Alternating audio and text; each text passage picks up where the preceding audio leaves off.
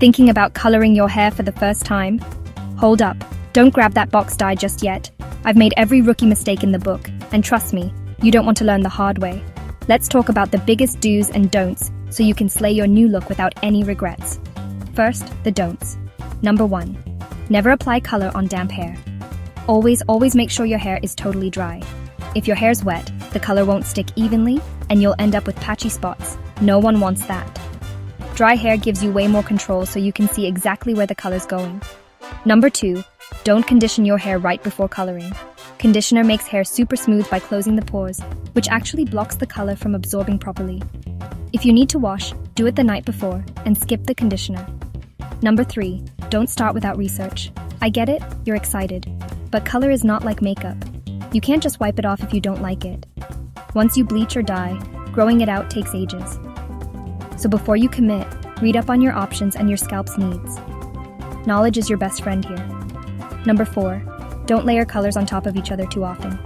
That's how you end up with muddy shades, and eventually you'll need to bleach again, which fries your hair. If you want to change, wait for your current color to fade, or talk to a stylist. Now, for the do's, the steps that make all the difference. Number 1, always start by parting your hair. Don't just slap color on randomly. Use clips to make neat sections. It might feel slow, but it helps you cover every strand evenly.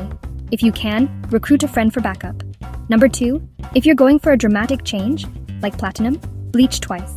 I know, it sounds scary, but for the brightest, longest-lasting color, you'll need a really light base. Just be sure to space out your bleaching sessions and deep condition in between.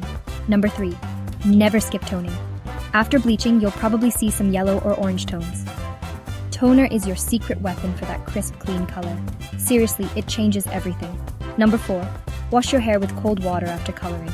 Hot water makes your color fade faster. Cold water helps lock it in and keeps your look fresh for longer. It might be a shock to the system, but your hair will thank you. Bottom line, coloring your hair is a big commitment, but it's also super fun if you do it right. Whether you're covering grays or trying something bold, pay attention to these little tips and you'll avoid the most common mistakes. Ready to rock your new hair? Take your time, do your research, and most importantly, enjoy the transformation.